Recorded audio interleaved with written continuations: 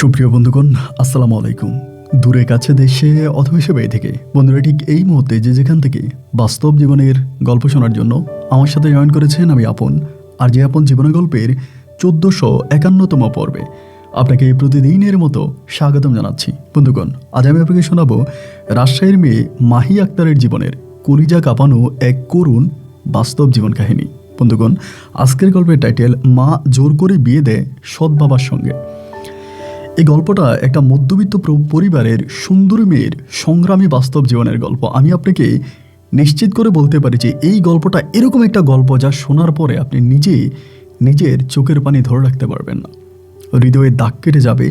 এবং একটা মেয়ের জীবন, একটা সুন্দরী মধ্যবিত্ত পরিবারের মেয়ের জীবনে এমন সব ঘটনা ঘটেছে যা হয়তো আপনি কখনো গল্প সিনেমাতেও দেখেননি। সবাইকে অনুরোধ করবো শুরু থেকে শেষ পর্যন্ত রাজশাহীর বোন মাহি আক্তারের জীবনের বাস্তব গল্পটা আপনারা প্রত্যেকে আমার মুখে শুনবেন এবং গল্প শেষে মাহি আক্তারকে ঠিক আপনার মতো করে একটা মন্তব্য কমেন্ট বক্সে লিখবেন। ধন্যবাদ সবাইকে। সুপ্রিয় বন্ধুগণ, আসসালামু আলাইকুম। আমার নাম মাহি আক্তার, আমার বাড়ি রাজশাহী বিভাগে। বন্ধুরা, আমি আমার জীবনের গল্পটা শুরু করার শুরুতে আপনাদেরকে আমার পরিবারের সম্বন্ধে জানিয়ে রাখি। আমার পরিবারে আমি আছি, আমার মা আছে, রয়েছে আমার বাবা সহ আমার ছোট 2টা ভাই আর ছোট একটা বোন। আমরা টোটাল 2 ভাই 2 বোন।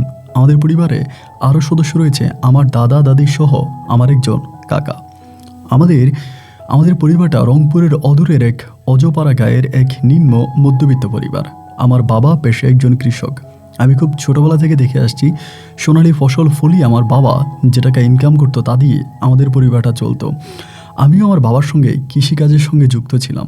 বাবা কৃষিকাজ করতো এবং আমিও বাবাকে কৃষিকাজে অনেক হেল্প করতাম। ছোটোবেলায় খুব বেশি দূর পর্যন্ত পড়াশোনা করার আমার সুযোগ হয়নি। আমি এক অন্যরকম পরিবারে জন্মগ্রহণ করি যা শুনলে রীতিমতো আপনার চোখ কপালে উঠে যাবে। আমি মাঝে মাঝে একটা মহিলাকে দেখতাম, এসে আমাকে খুব আদর করে, যত্ন করে, আমার কপালে চুমো দেয়, আমাকে বুকে জড়িয়ে ধরে।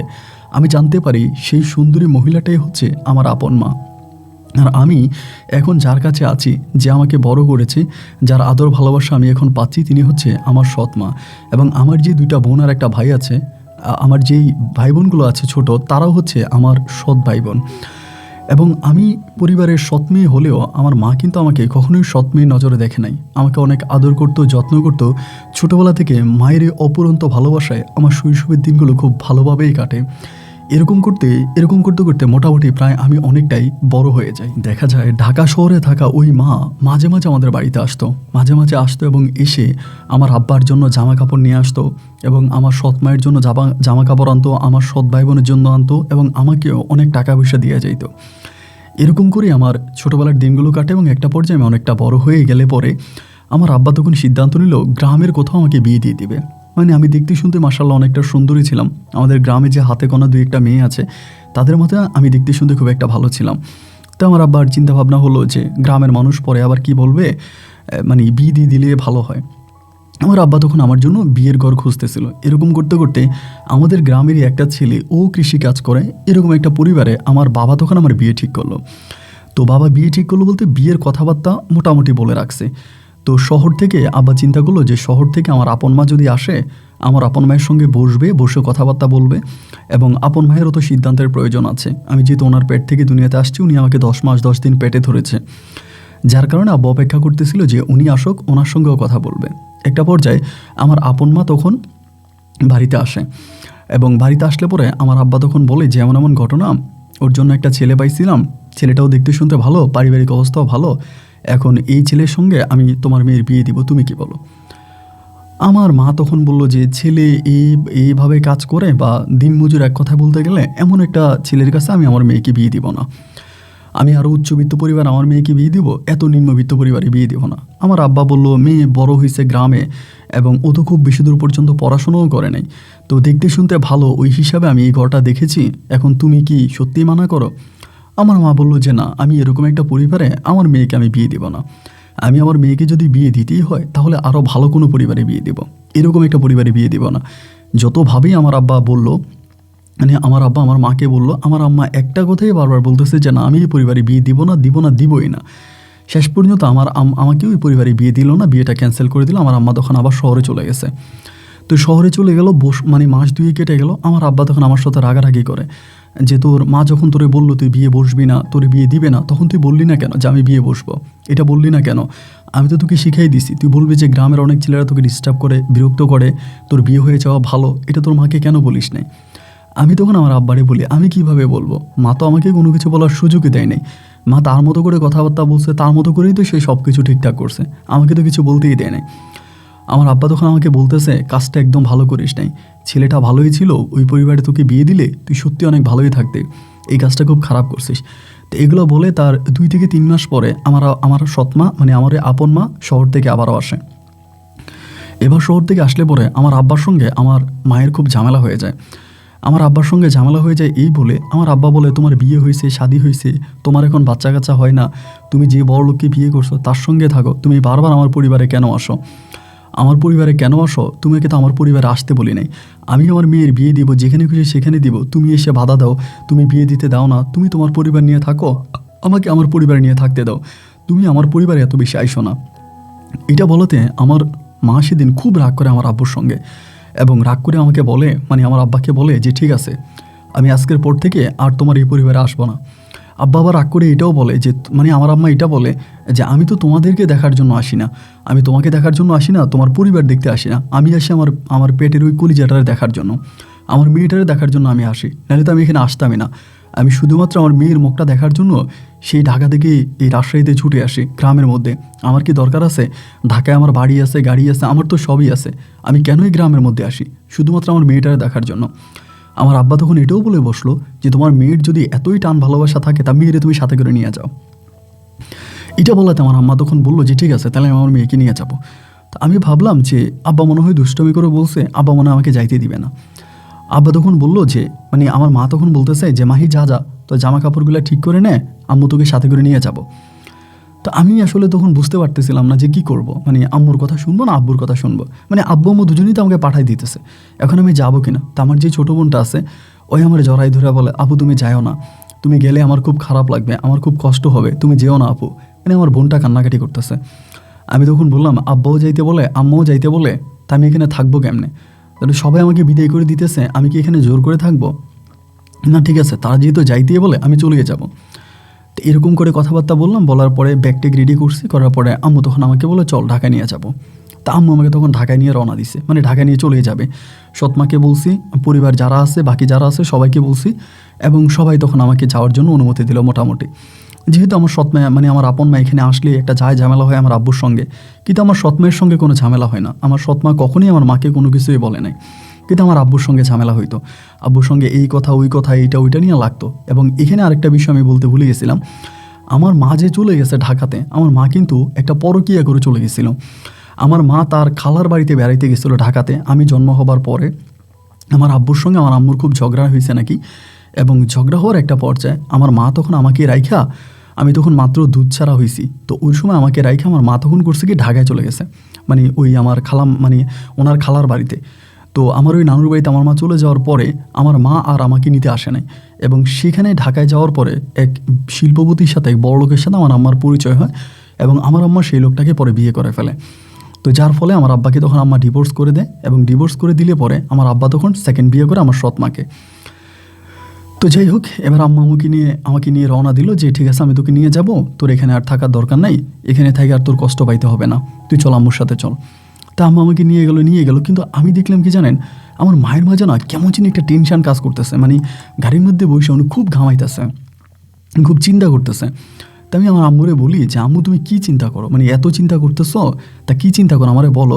আমার আম্মু কিছুই বলে না, খালি চিন্তা করতেছে, মানে দেখে মনে হয় খুব চিন্তিত, মানে অনেক চিন্তা করতেছে। বারবার জিজ্ঞেস করে তুমি এত চিন্তাটা কী নিয়ে করতেছো, আমার কাছে বলো, আমি শুনি, আমি তো তোমারই মেয়ে, আমার কাছে বললে কী হবে, বলো কী নিয়ে চিন্তা করো। না আমারে কোনো কিছুই বলে না, মানে কোনো কিছুই খোলাখুলি বলে না, বাট উনি খুব চিন্তার মধ্যে আছে। তুই থাক, আমিও আর আমার মাকে কোনো কিছু বললাম না যে ঠিক আছে উনি কী নিয়ে চিন্তা করে, কী বিষয় চিন্তা করে, এটা তো উনিই ভালো জানে, তা করুক, আমি আর কিছু বলি নাই। এখন এরকম চিন্তা করতে করতে একটা পর্যায়ে মা তখন করলো কি, মায়ের এক বান্ধবীর বাসা আমাকে নিয়ে গেছে। ওই মা যে বাসায় থাকে, মানে আমার সৎ বাবা যেখানে থাকে সেখানে নিয়ে নেয়, আরেকটা বান্ধবীর বাসায় নিয়ে গেছে।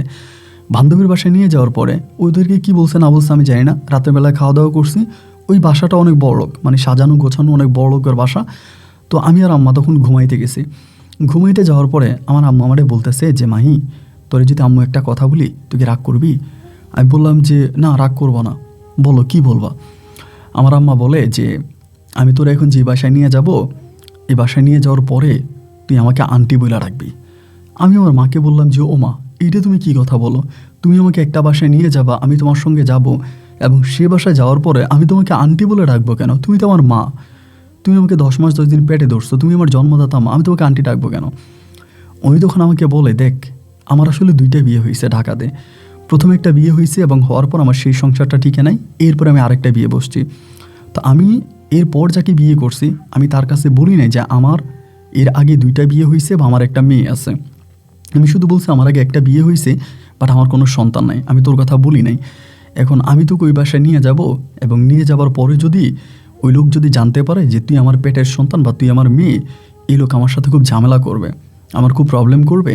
তো যার কারণে আমি চাই কি তুই আম্মুর সঙ্গে যাবি এবং গেলে ওখানে বলবি যে আমি তোর ফুফু হই, মানে তুই আমার ভাইয়ের মেয়ে, আমি এটা বলবো, মানে তুই এটা ওই ওই লোককে বলবি। তা আমি বললাম যে মা, তুমি এত বড় একটা মিথ্যা কথা আমার ওইখানে নিয়ে বলাই বা, এটা কেমন কথা হইল? মা আমারে বলে, আরে দেখ বোকা মেয়ে, তুই তো বুঝিস না, এখন আমি তোকে নিয়ে যাই, কারণ এই কারণেই তো আমি তোকে এতদিন গ্রামে রাখছি, নাহলে কি আমি তোকে এতদিন গ্রামে রাখতাম? আমি তো বহুত আগেই তোরে ঢাকাতে নিয়ে আসতাম। যেহেতু মানে আমার এরকম একটা সমস্যা আছে, এই কারণে আমি তোরে গ্রামে রাখা মাসে মাসে তোর জন্য টাকা পাঠাইতাম। তো এখন যদি আমি ওই গ্রামে তোরে রেখেই দিই, তোর আব্বা চাষা পোষা দেখা, তোর আব্বা যেই কোয়ালিটির, এই কোয়ালিটির এক বদিল্লা লোক দেখা, বদলা দেখা তোরে বিয়ে দিয়ে দিব, তোর জীবনটা নষ্ট করে দিবে। তো আম্মু, আমি চাই না তোর জীবনটা নষ্ট হোক, আম্মু তোর জীবনটাকে সুন্দর করে সাজাবো, যার জন্য আম্মু তোকে এখানে নিয়ে আসছি। এবং মা না ভালো, তুই আম্মুর কথাটা শোন। আমি তখন আমার মাকে বলতেছি, মা তুমি যেগুলো বলতেছো এগুলো কি তুমি ভেবে চিনতে বলতেছো, নাকি তোমার মুখ থেকে যা আসতেছে তুমি তাই বলে যাচ্ছ? মা আমাকে বলে, কেন ভেবে চিনতে বলবো না কেন, কেন তুই কি বলতে চাচ্ছিস? আমি বললাম না, মানে তোমার কথাগুলো জানি কেমন আমার কাছে একটু অন্যরকম লাগতেছে, মানে আমি না বুঝতেছি না যে তুমি আসলে মানে কি বুঝাইতে চাইতেছো। আমার আম্মা বলে, আমি যেভাবে বলছি তুই এভাবেই বলবি, আমার কথার বাইরে একটা ওয়ার্ডও বলবি না, এবং আমার কথার বাইরে কোনো কথা বলতে গেলে এখানে বড় ধরনের ঝামেলা হয়ে যাবে, পরে কিন্তু আম্মু এই ঝামেলা টেকাল দিতে পারবো না, আমার আগের কথাই ভালো। আমি বললাম আচ্ছা ঠিক আছে, যাও, তুমি যেমনি বলতেছো আমি তেমনিই করব, আমি কোনো ঝামেলা করব না, তুমি যেমনি করতে বলবো আমি সেভাবেই করব। কথা বলার পরে আমার আম্মা পরের দিন সকালবেলা একটা সিএনজি নিয়ে আমাকে নিয়ে ওই বাসার মধ্যে উঠছে। তো বাসার মধ্যে গেছি, ভাই বিশাল বড় বাসা, মানে এত বড় বাসা আমি দেখে অবাক। বাসায় 3টা কাজের মেয়ে আছে, এরপরে ড্রাইভার আছে, গার্ডেন বয় আছে, এরপরে মানে বিশাল রাস্তার পাশে এক বিশাল রাজপ্রাসাদ। আমি বলি, মা এটা কার বাড়ি? বলি, মা বলিস না, ফুফু বল। তা আমি বললাম যে ফুফু এটা কার বাড়ি? বলতেছে যে এটা তোর ফুফার বাড়ি, আমারে বলে। তা আমি বললাম আচ্ছা ঠিক আছে। বাড়িটাও ধরেন একেবারে লাইটিং টাইটিং করে খুব জাঁকজমট করে রাখছে, অনেক সুন্দর বাড়ি। যাই হোক, আলহামদুলিল্লাহ বাড়িঘরটাও সুন্দর, সব কিছু ঠিক আছে। এবার আমি আমার আম্মুর সঙ্গে ভিতরে গেলাম। ভিতরে যাওয়ার পরে আম্মু আমাকে করলো, আমাকে বললো এটা তোর রুম, এই রুমে তুই থাকবি। তার রুমটা দেখালো, রুমটাও না অনেক সুন্দর, মানে বিশাল বড় সুন্দর রুম। তা আমি রুমের মধ্যে ছিলাম। থাকার পরে আমি গেছি তো সকালবেলা, পরে সারাদিন ওখানে ছিলাম। বিকেলবেলা আমি একটু বাইরে হয়েছি, আমার আম্মা আমারে বলতেছে ভিতরে যা ভিতরে যা, আম্মু তোরে ডাইকে আনবো যখন তখন আসিস, এখন আসিস না। তো আমার মনে হয় কোনো লুকায় রাখতেছে, মানে আমার কাছে মনে হলো যে উনি সম্ভবত আমাকে লুকায় রাখতেছে। তারপরেও উনি যেমনি বলতেছে আমি তেমনিই করতেছি। আমি আবারও রুমের ভিতরে ঢুকে গেলাম। রুমের ভিতরে ঢুকে দরজা টরজা আটকিয়ে বসে আছি। মাগরিবের আজান দিছে, আমি ওযু করছি, নামাজ পড়ছি, এবং মাগরিবের আজানের কিছুক্ষণ পরে আপনার এশার আজানের আগ মুহূর্তে আমার দরজা মানে ঠোকাইতেছে। দরজা খুললাম, দেখলাম মা আমারে বলে, পর্দা টর্দা করে সুন্দর করে আয়, আমি তোর ওই লোকের কাছে নিয়ে যাব, তুই কিন্তু আমারে ফুফু বলবি, খবরদার মা কিন্তু বলবি না। আমি বললাম আচ্ছা ঠিক আছে। পরে আমি হিজাব টিজাব পরলাম, পর্দা করলাম, করে সুন্দর করে নিচে নেমে আসছি। আমি তখন দোতলায় ছিলাম, দোতলা থেকে নিচতলায় আসছি। তো আসার পর দেখি যে মানে মোটামুটি ইয়াংয়ে, মানে ধরতে গেলে হয়তো আমার কাকার মতো বয়স হবে, এরকম একটা লোক বসে আছে। আমার মা এসে বলতেছে, ওই যে তোমাকে বলছিলাম না মাহির কথা, আমার ভাইয়ের মেয়ে এখানে আসবে আমাদের বাসায়, ওই যে ও আসছে দেখো। পরে লোকটা নিচের দিকে তাকে আছে, আমি সালাম দিছি, উনি মানে নিচের দিকে তাকে সালামের উত্তর লইল যে ওয়ালাইকুম আসসালাম।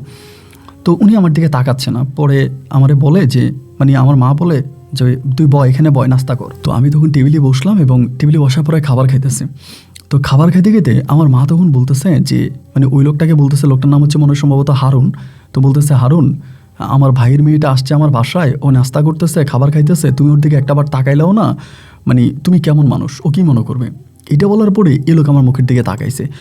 আমার মুখের দিকে তাকাইয়া আমার আম্মারে বলতেছে, ও মা এটা তো আগুন। এমনি বলতেছে, ও মা এটা তো আগুন। পরে আমিও না খাবার খাইতেছি, আমার হাসি চলে আসছে, আমি কি একটু হাসি দিয়ে দিছি। তো উনি বলে, কি বলো, আমার বোনের মেয়ে, তুমি কি বলতেছো এগুলা? বলে না, এই তো চেহারা পুরো নায়িকাদের মতো, এরকম করে কথা বলে।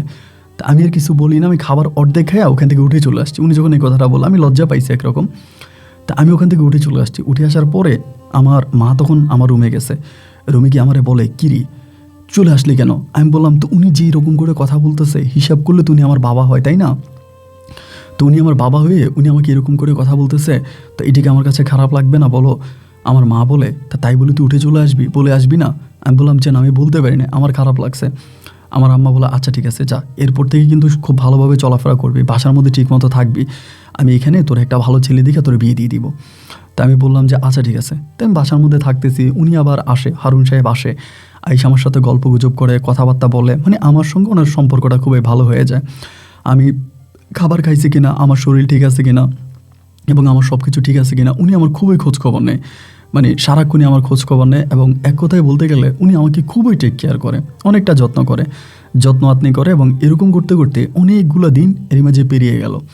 তো আমার আম্মা তখন মানে হারুন সাহেবকে বলতেছে যে আমার বোনের মেয়েটা আমাদের বাসায় আসছে, ওরে বিয়ে শাদি দিব, তুমি একটা ভালো ছেলে খোঁজো না, দেখো না কোথাও একটা ভালো ছেলে পাওয়া যায় কি না, যদি ভালো একটা ছেলে পাই আমি ওকে বিয়ে দিয়ে দিব। তো এদিক থেকে তখন বিয়ের আমাকে 2-3টা ছেলে দেখাইছে, আমি 2-3টা ছেলের কাছে গেছি, কিন্তু কী কারণে জানি বিয়েগুলো ভেঙে যায়, মানে বিয়েগুলো হয় না। তো এরকম করে কিছুদিন কাটার পরে আমি খুব খেয়াল করে দেখলাম যে আমার মা কেমন যেন খুব একটা টেনশানে পড়ে গেছে। মানে শুধু টেনশানই না, কান্নাকাটি করে, বাসার মধ্যে বসে সারাদিনে কান্নাকাটি করে। এবং কেমন জানি ওনাকে দেখলে মনে হয় যে ওনার বুকের ভিতরে প্রচুর কষ্ট, মানে কোনো বিষয় নিয়ে উনি খুব বেশি টেনশানে আছে বা কষ্টে আছে। পরে আমি জিজ্ঞেস করি যে মা কী হয়েছে, তুমি এতটা টেনশন করতেছো কি নিয়া, মানে তোমাকে দেখলে মনে হয় যে তুমি খুব বেশি চিন্তিত, কী হয়েছে আমাকে কি বলা যায় না? আমার মা তখন বলতেছে, না কিছুই না রে, আমি মনে হয় খাল কেটে কুমির নিয়ে আসছি, মানে এটাই আমাকে বলে।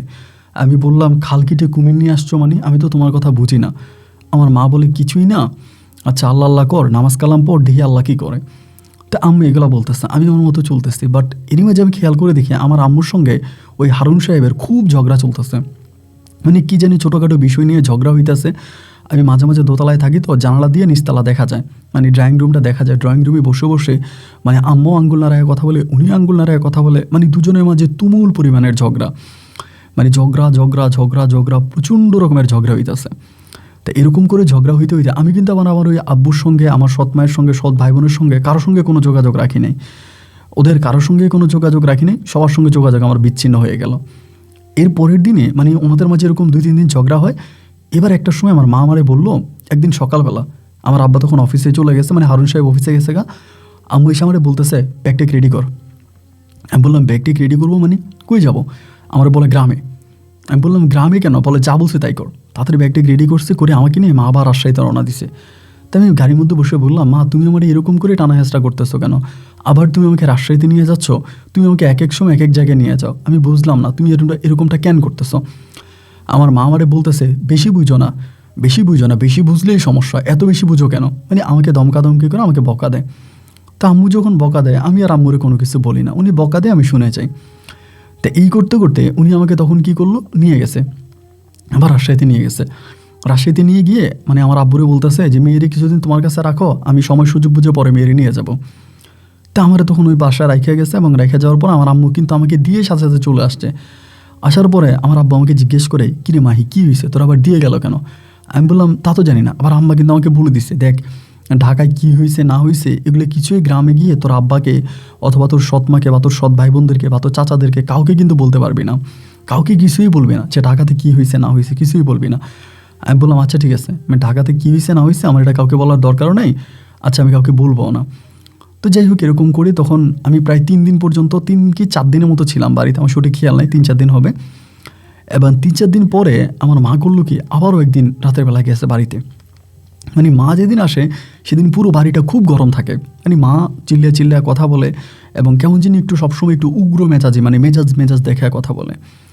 মা আসার পরে রাগারাগি করতেছে, কেমন চিল্লি করতেছে, এরকম একটা অবস্থা। এবং এরপরে মা তখন করলো কি, মানে আমারে বলতেছে যে রাতের বেলায় বলতেছে যে মাহি আম্মু তোরে কালকে সকালে আবার নিয়ে যাব।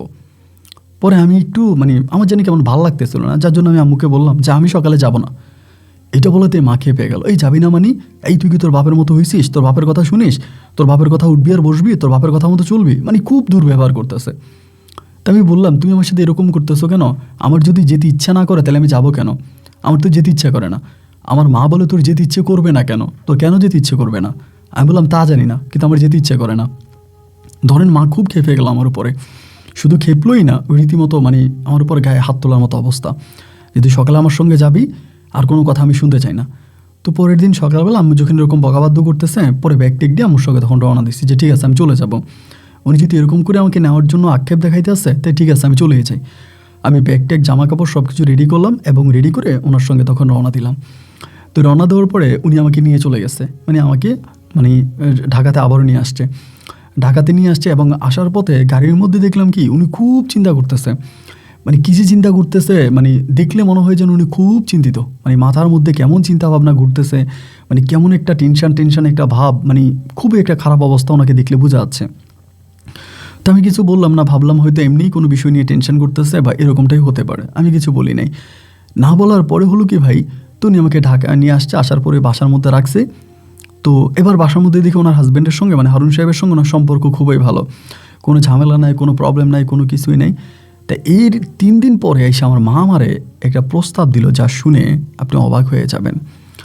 আমার মা আমারে বলতেছে যে, আমাকে এরকম করে বলতেছে যে মাহি, আম্মু তোর একটা কথা বলি, এটা শুনতে হয়তো তোর খারাপ লাগবে, কিন্তু যদি এটা তুই না করিস তাহলে আম্মুও মারা যাব, তুইও মারা যাবে, আম্মুরও সব কিছু শেষ হবে, তোরও সব কিছু শেষ হবে।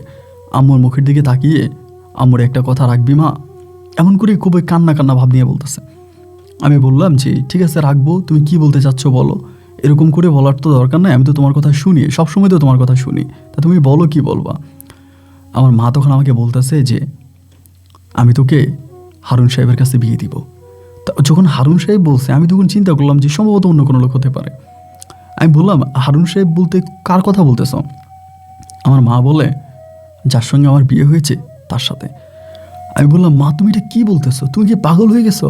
আস্তাগফিরুল্লাহ নাউজুবিল্লাহ, আমি নামাজ কালাম পড়ি, আমি এটা জীবনেও পারবো না, আমি মরে যাবো তারপর আমি এটা করতে পারবো না। আম্মু তুমি এটা কী বলতেছো, তুমি আমার এখনই গ্রামে দিয়ে আসো, আমি গ্রামে চলে যাব, আমি এখানে থাকবো না, তুমি আমার গ্রামে দিয়ে আসো। মা আমার হাত ধরে তখন কান্না শুরু করছে, কান্না করে বলতেছে আম্মু তুই আম্মুর এই কথাটা রাখ, তুই যদি আম্মুর এই কথাটা না রাখিস তাহলে আম্মু বড় বিপদে পড়ে যাব। আমি এতটাই বিপদে পড়বো, আমি এমন একটা পরিস্থিতির মধ্যে ফেসে গেছি যে আমি তোকে বিস্তারিত বলতে পারতেছি না, এবং আমার পক্ষে বিস্তারিত তোকে বলা সম্ভবই না। শুধু তোকে এতটুকুই বলি, তুই যদি আম্মুর প্রস্তাবটা না মানিস, তুই যদি আম্মুর কথা না শুনিস, তাহলে হয়তো আম্মুর মরামুখ দেখবি। এরকম করে সে আজকে রাতে আমার সঙ্গে ঘুমাবে। তাই আমি বললাম তুমি যে আমার সঙ্গে ঘুমাবা, তোমার হাজব্যান্ড কিছু বলবে না? বলেন আমার হাজব্যান্ড কিছু বলবে, আমি তোর সঙ্গে ঘুমাবো। সারাটা রাত উনি আমাকে জড়ায় ধরা কান্না করছে। তো আমি বারবার বলতেছি যে তুমি আমারে বলো না, আমি তোমার মেয়ে, তো কী হয়েছে আমার কাছে খুলে বলো, তোমার সমস্যাটা কোন জায়গায়, মানে তুমি কোন মানে কী ধরনের বিপদে পড়ছো, কোন প্রবলেমে পড়ছো, কী হয়েছে আমাকে বলো না মা, আমি একটু শুনি, আমার কাছে বলো না। উনি আমাকে কোনো কিছুই বলে না, মানে কিচ্ছু বলে না, শুধু জাস্ট আমাকে জড়িয়ে ধরে উনি হুফিয়ে মানে ঘুমবুট করে কান্না করতেছে। তাই আমি বললাম আম্মু কান্না করো না, তুমি যে কান্না করতেছো আমার খুব খারাপ লাগতেছে, আমারও অনেকটা কষ্ট হইতেছে, আমার মা কান্না করতেছে, আমার তো ভিতরে স্বাভাবিক কষ্ট হইতেছে। আমি বললাম যে মা তুমি কান্না করো না, তুমি কান্না না করে আমাকে খুলে বলো যে কী হয়েছে, কী কারণে কান্না করতেছো, আমি শুনলে তো প্রবলেম নেই, আমার কাছে বলো। আমার আম্মু শুধু আমাকে একটা কথাই বলে যে মানে আমি কি করলাম, মানে আমি এটা কেন করলাম, শুধু এটাই বলো আমি এটা কেন করলাম, আমি এটা কী করলাম। তো আমি বারবার বলি যে তুমি এটা কেন করলা, তুমি এটা কী করলা, খালি এগুলোই বলতেছো, তো তুমি কী করছো তা তো আমাকে বলবা, আমি শুনি। না মা কিছুই বলে না, জাস্ট শুধু কান্নাই করতেছে, একটু পরে কান্নাই করতেছে। তো ঠিক আছে আমি আর কিছু বললাম না। এমন করে প্রায় অনেকটা সময় পেরিয়ে গেল। শেষ রাতে উনি আমাকে একই কথা বলতেছে যে মাহি কালকে আমি হুজুর নিয়ে আসবো, তো ওনাকে বিয়ে করবি। আমি বললাম যে এমন যে ওনাকে বিয়ে করব, মানে কোন পরিচয়ে বিয়ে করব? মা বলো ওনাকে বিয়ে করলে তুই কোটিপতি হয়ে যাবি, তোর ধন সম্পদ টাকা পয়সা অর্থ আভিজাত্য কোনো কিছুর অভাব হবে না, তুই ঢাকা শহরে পায়ের উপর পা তুলে রানীর মতো খাবি, তুই রানীর মতো খাবি, তোর কোনো অভাব থাকবে না, তোর কোনো অভাব তোকে স্পর্শ করতে পারবে না, তুই অনেক বড়লোক হয়ে যাবি। মানা ভালোতে আম্মুর কথাটা শোন। পরে আমি কি করব ভাই বিশ্বাস করেন, শেষ পর্যন্ত আমি প্রস্তাবে রাজি হইলাম যে ঠিক আছে যদি আপনি এটাই করেন, মানে আমার এছাড়া আর কোনো উপায় ছিল না আর কি। মানে মা যেমনি কান্না করতেছে বা উনি আত্মহত্যা করবে বলে থ্রেট দিতেছে, আমি যার জন্য রাজি হয়ে গেছি। ভালো মন্দ আর চিন্তা করিনি, যেটা করতেছি এটা কি করতেছি, এটা কতটুকু ভালো হবে বা আদৌ এটা করা আমার ঠিক হচ্ছে কিনা, মানে মেনে নিলাম। তো যাই হোক, পরে ওই ভদ্রলোকের সঙ্গে পরের দিন কাজী আনছে, কাজী আইনা কাবিন করলো, তার সঙ্গে আমার বিয়ে হলো। এটা যে একটা মেয়ের জন্য কতটা কষ্টকর, এটা আমি আপনাকে বলে বোঝাতে পারবো না। মানে আমি চিৎকার করে কান্না করছি যে আল্লাহ, এটা আমার সঙ্গে কি হচ্ছে, আল্লাহ এটা আমার সঙ্গে কেন হচ্ছে, আল্লাহ এটা আমার সঙ্গে কেন হচ্ছে। আমি মানে বুঝতে পারতেছিলাম না যে কেন আমার সঙ্গে এরকমটা হবে, আমার ভাগ্যটাই বা কেন এত খারাপ হবে। তো শেষ পর্যন্ত সে লোকের সঙ্গে আমার বিয়ে হলো, এবং বিয়ে হবার পরে যথারীতি সিরাতে আমার বাসর, তার সঙ্গে আমার বাসর করা হলো। তো আসলে যেই লোক আমার আম্মুর সঙ্গেও থাকতেছে, আমার আম্মুকেও বিয়ে করছে, আবার সেই লোক আমাকেও বিয়ে করছে, আমার সঙ্গেও থাকতেছে। স্বাভাবিকভাবে আমি ছোটোবেলা থেকেই নামাজ কালাম পড়তাম, মানে আল্লাহওয়ালা মানুষ ছিলাম, নামাজের পথে থাকতাম, নামাজ পড়তাম। তো এখন এই যে জিনিসগুলো আমার সঙ্গে হইতেছে, আমি এটা মেনে নিতে পারতেছিলাম না, মানে কোনোভাবেই মানতে পারতেছিলাম না। মানে নিঃশ্বাস বন্ধ হয়ে যাচ্ছিল, আর পারতেছিলাম না। এভাবে প্রায় 3টা মাস ওই লোকের সঙ্গে আমার সংসার হয়, এবং এই 3টা মাস আমার কাছে মনে হয় আমি যেন মৃত্যুর যন্ত্রণা ভোগ করি। মানে একটা মানুষ মারা গেলে যেমন অবস্থা হয়, আমার মনে হয় আমার তেমন অবস্থা হয়েছে, আমি মৃত্যুর যন্ত্রণা ভোগ করতেছি। 3 মাস পরে মানে একদিন হলো কি, আমি আর পারতেছিলাম না। মানে চোখের সামনে দেখতেছে উনি একদিন ওই রুমে থাকতেছে, একদিন এই রুমে থাকতেছে, একদিন আমার আম্মুর সঙ্গে থাকতেছে, আরেকদিন আমার সঙ্গে থাকতেছে। তো তখন আর সহ্য হচ্ছিল না, এবং সহ্য না হওয়ার পর আমি চিন্তা করলাম যে আমি চলে যাব। আমার আম্মু মরুক বাঁচুক যাই হোক, যেটাই হোক, আমি বাড়িতে যাব, আমি এখানে থাকবো না, আমি এখানে থাকবো না। তো এটা চিন্তা করে আমি তখন করলাম কি, 3 মাস পরে, মানে ওই হারুন সাহেবের সঙ্গে 3 মাস সংসার করার পরে একদিন দুপুরবেলা আমার আম্মাও ঘুমাইতে আসে, উনিও অফিসে। সেই সুযোগে আমি তখন জামা কাপড় কিচ্ছু নেই, মানে ব্যাগটা কোনো কিছুই নেই। আমি বাসা থেকে বেরিয়ে গেছি, এবং বেরিয়ে গাড়ি করে একদম সোজা আমি আমাদের রাজশাহীতে চলে গেছি, এবং যাই যেতে পরের দিন হয়ে গেছে। তো বাড়িতে যাওয়ার পরে আমার আব্বাজি আমার উপর খুব রাগ। বাড়িতে যাওয়ার পরে, তুই কেন আসলি, তুই কী কারণে আসলি, তোর আম্মু না তোকে বিয়ে দিছে, তুই আসলি কেন? আমি তখন আমার আব্বুর কাছে বলি না যে কোন লোকের কাছে বিয়ে দিছে, তোমরা কি জানো? আমি কিছুই বলি না। এই তোর আম্মু নাকি তোর একটা ভালো ছেলে দেখে বিয়ে দিছে, একটা ভালো পরিবারে বিয়ে দিছে, তুই চলে আসলি কেন? তো বিশ্বাস করেন, আমি আমার আব্বুকে বলি না। আব্বুকে বললে হয়তো আব্বু গ্রাম থেকে লোক নিয়ে মানে ঢাকায় গিয়ে আমার আব্বুকে মারবে, মানে আমার মানে মাকে মারবে, এমন অবস্থা হতে পারে। বা মা যদি কখনো গ্রামে আসে, আমার মাকে আটকে আমার আব্বা মেরেই ফেলবে। মানে এরকমটা আমার আব্বার একটা আক্ষেপ আর কি, যদি আমি আমার আব্বাকে বলে দিই, কারণ আমার আব্বা তো খুব রাগী। আমি আব্বারে বলি নাই। না বলার পরে তখন আমি গ্রামে রয়ে গেলাম। তো গ্রামে থাকতেছি, তখন আমার পরিস্থিতিটা না ভাই সম্পূর্ণ পাল্টে গেছে। আমার আব্বা আমার সঙ্গে দুর্ব্যবহার করে, আমার মাও আমার সঙ্গে, যে মা কোনোদিন আমার চোখের দিকে তাকায় কথা বলতো না, আমার সঙ্গে কখনোই খারাপ ব্যবহার করতো না, সেই মাও দেখতেছে আমার সঙ্গে খারাপ ব্যবহার করে। তুই চলে আসলি কেন, তুই কী কারণে আসলি, তোরে আমরা বিয়ে দিছি, তুই সংসার করবি, আসলি কেন? মানে কি একটা বিপদের মধ্যে তখন পড়ে গেলাম। মানে সবাই আমার সঙ্গে দুর্ব্যবহার করতেছে, খারাপ ব্যবহার করতেছে, আমি কারো কাছেই কোনো শান্তি পাই না, প্রত্যেকে আমার সঙ্গে এরকম করে। লাস্ট পর্যন্ত আমার মা বলতেছে আমি একটা কুলাঙ্গার সন্তান পেটে নিছি, মানে আমার আব্বা বলতেছে আর কি যে আমি একটা কুলাঙ্গার সন্তান দুনিয়াতে আনছি, তুই আসলে মানুষ হস নাই। প্রচুর গালাগালি করে। তো একদিন হলো কি, খুব রাগারাগি হয়েছে। রাগারাগি হওয়ার পরে আমি একদিন বাড়ি থেকে চলে গেছি যে আমি মানে এই বাসাতেই আর থাকবো না, তোমরা যেহেতু আমার সঙ্গে এরকমই করো, আমি এই বাসাতেই আর থাকবো না। এবং রাগ করে আমি তখন কী করলাম, আমার এক বান্ধবী আছে ঝর্ণা, মানে ওর বাসায় চলে গেছি। পাশাপাশি বাড়ি আর কি, বেশি দূরে না, ওর বাসায় চলে গেছি। তো ওর বাসায় চলে যাওয়ার পরে ওরা আবার হচ্ছে কি আপনার মানে চিটংয়ে থাকে, ওর হাজব্যান্ড সবাই চট্টগ্রামে থাকে। তো ওরা সম্ভবত বেড়াইতে আসছে বা কিছু একটা এরকম, ওর বাসায় গেছে, বাসায় যেয়ে খুব কান্না করতেছে। তারপর ঝর্ণা আমারে বলে যে তুই একটা কাজ করবি, আমার সঙ্গে চিটংয়ে চলে যাবি। আমি বললাম চিটংয়ে গেলে কি ভালো হবে? ও বলে আমি গার্মেন্টসে চাকরি করি, করতে পারবি গার্মেন্টসে চাকরি? আমি বললাম পারবো। বলে দেখ, আগের কথাই ভালো, আমি গার্মেন্টসে চাকরি করি, তুই যদি করস তাহলে আমি তোকে সাথে করে নিয়ে যাবো। আমি কিন্তু ওরে বারবার বলতেছি আমার কোনো একটা কাজের ব্যবস্থা করে দে। তো ওর হাজব্যান্ড আছে, ওর আবার মেয়েও আছে, একটা মেয়ে বাচ্চা আছে। তাই আমি বললাম যে তোরা যদি তোদের সঙ্গে নিয়ে যাস তাহলে খুব ভালো হয়, আমি তোদের সঙ্গে চলে যাব। তো বলে তুই যে আমাদের সঙ্গে যাবি, তোর বাবারে বলে যাবি? আমি বললাম না, বাবারে বলবো না, কারণ বাবারে বললে তো বাবার আমার যেতে দিবে না, বাবা যে পরিমাণের মানুষ কোনোদিন আমাকে যেতে দিবে না। আমি বাবাকে বলবো না, তুই আমাকে এমনি নিয়ে যা, আমি আমার আব্বাকে কোনো কিছু বলবো না। বলে আচ্ছা ঠিক আছে, তুই যদি তোর বাবারে না বলিস তাহলে আমি তোকে নিয়ে যাব, তবে শর্ত একটাই, খবরদার তুই কিন্তু কখনো কোনো দিন মানে উল্টাপাল্টা কিছু করতে পারবি না, আমার সঙ্গে যাবি। আমার হাজব্যান্ড আছে, তার একটা মান সম্মান আছে, ওর হাজব্যান্ড আবার উনিও কোথায় জানি কী করে আমি জানি না, কিন্তু ও চাকরি করে। পরে ওর সঙ্গে আমি কী করলাম, 3 দিন পর্যন্ত বাড়িতে কী পরিমাণের অত্যাচার যে সহ্য করছে আপনাকে বলে বোঝাতে পারবো না। এখানে আরেকটা গুরুত্বপূর্ণ কথা বলি, যে মাকে আমি ঢাকাতে রেখে আসছি, আমার যে আপন মা, সে কিন্তু আর গ্রামে আসে নাই। মানে শেষ পর্যন্ত তার সঙ্গে কি হয়েছে এটা কিন্তু আমি জানি না, আমি আদৌ জানি না তার সঙ্গে কি হয়েছে। সে আর গ্রামে আসে নাই, আমিও তার কোনো খবর নেই। এবং তার 3 দিন পরে আব্বারে না বইলা দুপুরবেলা আমি মানে আমার ওই বোনের সঙ্গে মানে বান্ধবীর সঙ্গে পালাইয়া আমি তাকে নিয়ে চলে যাই, তখন তাদের সঙ্গে চলে যায় চিটংয়ে। তো আপনি তো জানেন রীতিমতো রাজশাহী থেকে চিটংয়ের দূরত্ব অনেক। তো সেই দূরত্বে যাওয়ার পর আমি খুব অসুস্থ হয়ে যাই। বাসায় যাওয়ার পরে আমি এত লম্বা জার্নি কখনো করি নাই, খুবই অসুস্থ হয়ে যাই। 3 দিন পর্যন্ত তাদের বাসায় রেস্ট করি, খাওয়া দাওয়া করি, মোটামুটি একটু সুস্থ হই। তো সুস্থ হওয়ার পরে ও আমারে বলে যে ঠিক আছে কালকে তুই আমার সঙ্গে চল, আমি তোর গার্মেন্টসে চাকরিতে নিয়ে যাব। তো মোটামুটি ভালো হলাম, এবং হওয়ার পরে বোরকা টোরকা পরে হিজাব পরে সুন্দর করে ওর সঙ্গে তখন গার্মেন্টসে কাজে গেলাম। তো গার্মেন্টসে কাজে যাওয়ার পরে ও আমাকে কাজ দিল, মানে সুপারভাইজারের সঙ্গে পরিচয় করাই দিল যে গ্রাম থেকে আসছে আমার বোন, কাজ করবে। তো সুপারভাইজার আমাকে দেখলো, দেখে শুনে বললো যে আচ্ছা ঠিক আছে। তো আমাকে তখন কাজে নিছে। কাজে নেওয়ার পরে আমি ওই বাসায় কাজ করতেছি, ধরেন আপনার ভালোভাবে কাজ করতেছি, কোনো রকমের প্রবলেম নাই, কোনো সমস্যা নাই, মানে কাজ করতেছি, উনি আমাকে কাজ করাইতেছে এবং সর্বদিক থেকে ভালোই চলতেছে। তো তখন আমার জীবনটা মনে হলো কিছুটা সুখের, মানে যখন মাস শেষে হাতে টাকাটা পাইলাম, বেতনটা পাইলাম, অনেকগুলো টাকা হাতে আসছে, নিজের মতো করে মার্কেটে গেলাম, শপিং করলাম, কেনাকাটা করলাম, এবং তখন থেকে মনে হইল যে এটাই সম্ভবত জীবনের মানে মানে এটাই সম্ভবত জীবনের খুব ভালো একটা পয়েন্ট বা ভালো একটা পাওয়া। জীবনে এর থেকেও বড় কিছু তার হতে পারে না, এটাই তো হয়তো সবচেয়ে বড় পাওয়া হতে পারে। তো শেষ পর্যন্ত তখন হলো কি যে মানে টাকা টুকা পাইলাম, পাওয়ার পরে মানে বেতনটা উড়াইলাম, সিনেমা দেখলাম, ঘুরলাম ফিরলাম, খাইলাম, তখন সব কিছু ভুলে গেছি। অতীতে কার আমার সঙ্গে কি হয়েছে না হয়েছে, আব্বা মা, সৎ মা, মানে আপন মা, একেবারে সব ভুলে গেছি। আর আমি যে বাড়ি থেকে পালাইছি, আমার আব্বা কিন্তু আর আমার কোনো খবর নেয় নাই, আমি কই গেছি না গেছি, কোথায় আছি না আছি, এই সমস্ত কোনো বিষয় আমার আব্বা আমার কোনো খবরই নেয় নাই। যে আমি বাড়ি থেকে চলে আসছি তো আমি শেষ, আমার কোনো খবর আমার আব্বা নেয়ই নেই, যে আমি কি বেঁচে আছি না মরে গেছে না কী হয়েছে না হয়েছে, আব্বু আর ভাবে নাই।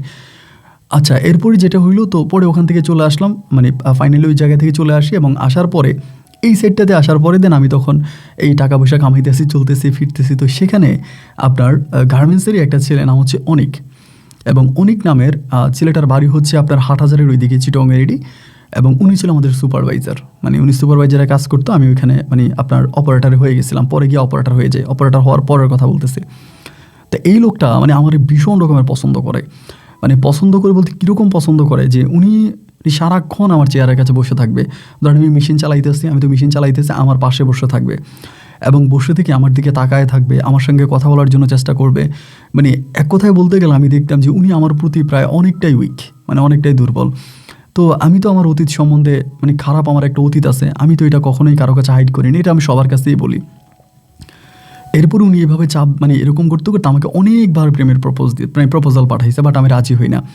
বাট আমার কোনো প্রেম প্রীতি করার ইচ্ছা নাই, আমি এখানে চাকরি করি, মাস শেষে টাকা পাই, খরচ করি, খাই দাই, মজা মাস্তি করি, এটাই সম্ভবত আমার জীবন, এবং এর বাইরে বা এর থেকেও বেশি কিছু আমার আল্লাহর কাছে আর চাওয়া নাই, আলহামদুলিল্লাহ।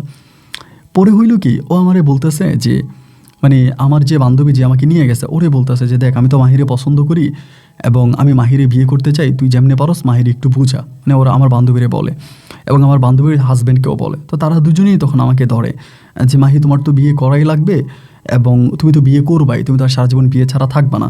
এখন অনেক যে ছেলেটা, ও তো দেখতে শুনতে ভালো, এবং ওর ফ্যামিলি অবস্থাও ভালো, ও খুবই ভালো অবস্থানে আছে, এখন ও তোমাকে বিয়ে করতে চায়, তুমি এটাতে রাজি হয়ে যাও, রাজি হইলে তো তোমার জন্য ভালো, রাজি হয়ে যাও। তখন আমি বললাম যে দেখ আসলে আমার ইচ্ছে করতেছে না, মানে আমি মানে মানে না। তারপরেও তারা খুবভাবে ধরার পরেও দেখলাম ছেলেটা খুবই আবেগ, মানে খুব টান আমার উপরে, মানে এত যে টান, মানে একরকম যা বলার মতো না আর কি, খুব ভালোবাসে আমাকে। তো পরে আমি বললাম যে আচ্ছা ঠিক আছে, সমস্যা নাই, যেহেতু এরকমই করতেছে তাইলে যা, আমি রাজি।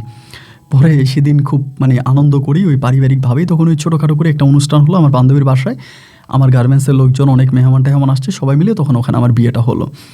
তো ওর সঙ্গে বিয়ে হওয়ার পরেও না আমি খুব ভালোই ছিলাম, সত্যি কথা বলতে গেলে কোনো খারাপই ছিলাম না, কোনো কষ্টেও ছিলাম না, মানে ও আমাকে যথেষ্ট পরিমাণে সম্মান করতো, ভালোবাসতো।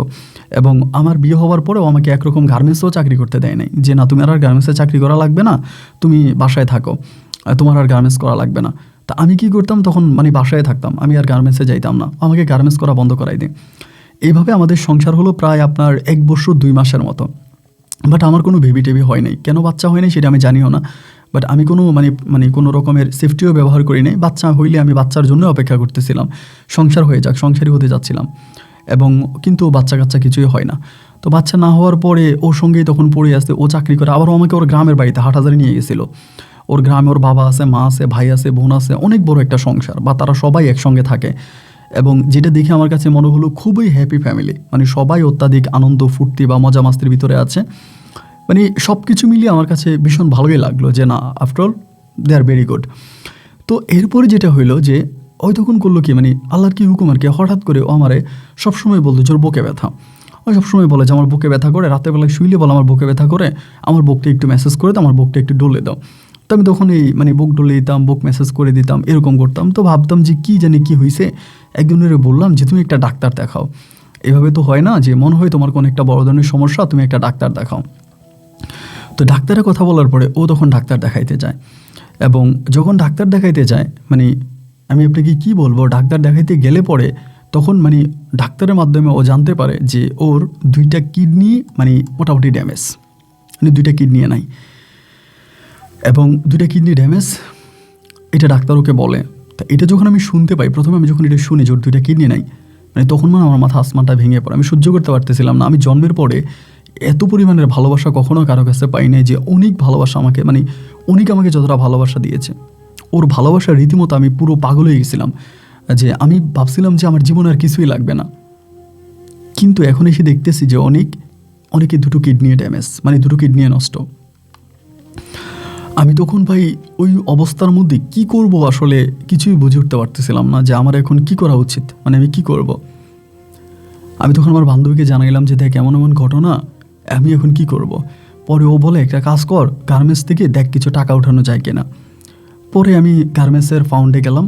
পাউন্ডে যাওয়ার পরে ও যেহেতু সুপারভাইজার ছিল, বিশেষ করে আপনাকে কি বলবো, ওর সবগুলো আমার দিকে খারাপ নজরে তাকায়। পিএমটিএম শুরু করে জিএম যা আছে, অফিস সহকারী, কেউ আমাকে কোনো টাকা সাহায্য করে নাই। পরে গার্মেন্টসের যে বোনেরা কাজ করে, ভাইরা কাজ করে, এরা আমাকে মোটামুটি দিছে। আমি ওখান থেকে প্রায় 1.5 লক্ষ টাকার মতো পাইছি। তো 1.5 লক্ষ টাকার মতো পাওয়ার পরে এখানে আমি একটা ভুল করে ফেলি। 1.5 লক্ষ টাকা পাইয়া আমি একটা ডাক্তারের সঙ্গে ওকে বলে, ওই ডাক্তার আমাকে বলে আপনি কিছু হার্ড মেডিসিন আছে, মেডিসিনগুলো খাওয়াই দেখেন, হয়তো ওর অপারেশন লাগবে না, ভালো হয়ে যাবে। তা আমি তখন করলাম কি, ওই 1.5 লক্ষ টাকা যেহেতু আমি গার্মেন্টস থেকে উঠে এলাম, সেই টাকাটা দিয়ে আমি তখন ওর চিকিৎসা শুরু করলাম। তো প্রায় আপনার 5 মাসের মতো কেটে গেছে। তো 5 মাস তো উপরে বাসায় বসা, কোনো কাজ কাম করে না। তো আমরা যে 1.5 লাখ টাকা গার্মেন্টস থেকে উঠাইলাম, ওই 5 মাসে বসে বসে পুরোটা টাকা শেষ করে ফেলছি। বাসা ভাড়া, খাওয়া, এবং ওর আবার ওষুধ ভরি লাগতেছে, এগুলো আনতেছি। তো 1.5 লক্ষ টাকা কিন্তু আমাদের দুজনের এখানেই শেষ হয়ে গেছে। 1.5 লক্ষ টাকা শেষ হয়ে যাওয়ার পরে আমি তখন চিন্তা করতেছি যে আল্লাহ, এখন আমি কি করব। কারণ টাকাগুলোও তো শেষ হয়ে গেল, এখন তো আর ওরে আমি চিকিৎসাও করতে পারবো না, বা এখন কী করবো, ওর কিন্তু ভালো হয় না। পরে লাস্টে যখন ডাক্তার দেখালাম, ডাক্তার আমাকে বলতেছে যে এবার অপারেশন লাগবে। উনি বলতেছে যে এতদিন আমি ভেবেছিলাম এই মেডিসিনগুলোর মাধ্যমে কিছু একটা হয়তো রিকভার হতে পারে, ওর একটা কিডনি হয়তো ঠিক হতে পারে, কিন্তু যেহেতু হয় নাই, তাহলে এখন ওর অপারেশন লাগবে। তো এরই মাঝে হলো কি, আমার 1.5 লক্ষ টাকা যদি আমার কাছে থাকতো, তাইলে তো ধরুন আমার একটা পুঁজি ছিল যে না, এই 1.5 লক্ষ টাকা আমার কাছে আছে, আমি এটা দিয়ে কিছু একটা করতে পারতাম। সেই টাকাটাও তো আমার চলে গেল, ওই টাকাটাও নাই। এখন আমি কোন পথে যাব বলেন? আমার চারদিকটা তখন পুরো অন্ধকার হয়ে গেছে। আল্লাহ, আমি এখন কি করব? আমি কোনো কিছু বুঝতে পারতেছি না। আমার তখন মাথার মধ্যে একটা জিনিস আসতেছে, আমি এখন আমি কি করতে পারি। পরে আবার যখন আমি গার্মেন্টসের ওইখানে গেলাম, আমার বান্ধবী আমাকে বলতেছে, দেখ তোর আজকে গার্মেন্টস থেকে বেরিয়ে গেলে 5 মাস হয়ে গেছে, এবং তোদেরকে মোটামুটি সবাই হেল্প করছে, যার যতটুকু সামর্থ্য ছিল, সামর্থ্যের বাইরেও অনেকেই দিছে। তো এখন তোরা ওইখানে গেলে মানুষের মায়ের খাবি, কেউ তোদেরকে টাকা টুকা দিবে না, এগুলো বলে লাভ নাই, তোদেরকে সবাই ধান্দাবাজ বলবে। তো এগুলো করিস না, দেখ অন্য কোনোভাবে ম্যানেজ করা যায় কিনা। এবার আমি কি করলাম, আমার যেই আপন মা আছে আর কি, যে মা আমাকে 10 মাস 10 দিন পেটে ধরছে, আমি সে মায়ের সঙ্গে যোগাযোগ করলাম। উনি শুধু ফোনের মাধ্যমে যোগাযোগ করছে। উনি আমাকে একটা কথাই বললো যে উনি যদি কোনোদিন আমাকে দেখে, তাহলে উনি আমাকে কূপ দিয়ে 2 টুকরা করে ফেলবে। টাকা দেওয়া তো দূরের কথা, বললো যদি কোনোদিন আমাকে দেখতে পায়, তাহলে উনি আমাকে 1 কূপ দিয়ে 2 টুকরা করে ফেলবে, আমাকে বাঁচায় রাখবে না। আমি গ্রামে পর্যন্ত গেছি, আমার আব্বার কাছে, আব্বার পায়ে পর্যন্ত ধরছি যে আমার কিছু টাকা দাও, আমার হাজব্যান্ডের এই সমস্যা, চিকিৎসা করতাম। আমার আব্বা বলে, তোর হাজব্যান্ড আসছে কোত্থেকে, তোরে বিয়ে দিছে কে? এই তোরে কে বিয়ে দিছে? আমার বাড়ি থেকে বেরো।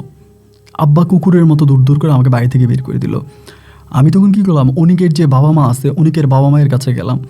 যে দেখেন না ওইখান থেকে কোনো কিছু করা যায় কিনা। অনিকের বাবা মায়ের কাছে গেলাম, তার ভাই বোন যারা আছে তারা বলতেছে ও মরে যাক, ও তো 1 টাকা ইনকাম করে কোনোদিন পরিবারে দেয় নাই। কিন্তু বিশ্বাস করেন, ও যখন টাকা ইনকাম করতো এমন কোনো মাস ছিল না বাড়িতে টাকা বাড়াইতো না, প্রতি মাসে বাড়িতে টাকা বাড়াইতো, প্রতি মাসে ওর পরিবারটা ওই চালাইতো, মানে পুরোপুরি ওর উপরেই ডিপেন্ড ছিল। কিন্তু ওর ওই রাক্ষসী বাবা মা এখন বলতেছে যে অনেক তো আমাদেরকে কোনোদিনও 1 টাকাও দেয় নাই, আমাদের কখনো খোঁজখবরও নেয় না, আমরা বেঁচে আছি কি মরে গেছি এটাও তো অনেক কখনো ভাবে নাই, তো কেন আমরা ওরে কেন হেল্প করবো না, দরকার নেই, আমাদের কাছে কোনো টাকা ঢুকে নেই, মানে মুখের উপরে মানা করে দিল যে তারা কোনো টাকা দিতে পারবে না। তখন আমি পড়ে গেলাম খুব বড় বিপদে যে আল্লাহ এখন আমার কী করার। অনেককে তো আমি তার অনেককে বাঁচাইতে পারতেছি না, আমি তো অনেককে বাঁচাইতে পারতেছি না, ও তো সব জায়গায় থেকে এরকমভাবে হইতেছে। লাস্ট পর্যন্ত মানে একটা মানে হিন্দি একটা কি জানি দেখতেছিলাম টেলিভিশনে আপনার কলকাতার, ওইখানে একটা কিডনি সংক্রান্ত একটা জিনিস দেখলাম। দেখার পরে আমার হঠাৎ মনে হলো যে আরে আমার কাছে তো 2টা কিডনি আছে, আমি তো আমার একটা কিডনি বিক্রি করে হলেও অনেককে বাঁচাতে পারি। তা আমার মাথায় তখন এটা চলে আসছে, এটা কিন্তু এতক্ষণ আমার মাথায় ছিল না, বা এটা যদি আমার মাথায় আগে আসতো আমি কিন্তু আমার পরিবারে যাইতাম না, আমার মায়ের কাছে যাইতাম না, অনেকের পরিবারে যাইতাম না, বা গার্মেন্টসে যাইতাম না, আমি কিন্তু এটাই করতাম।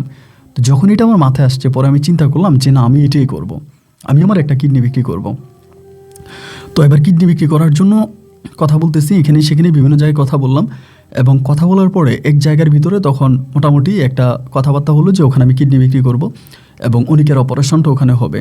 তো তারপরও আরও কিছু বাড়তি টাকা লাগছিল, এটা আমি অন্য জায়গা থেকে ম্যানেজ করছি, করে আমি কোনোভাবে আমার একটা কিডনি আমি তখন সেল করি, আমার একটা কিডনি সেল করার পরে অনেকের আমি তখন আলহামদুলিল্লাহ সুস্থ করি। তো এখানে আমার মানে একটা কথা বলে রাখি, আমার মা যে ছিল আর কি, আমার আপন মা না, আমার সৎ মা যে ছিল সে আমাকে কিছু টাকা দেয়।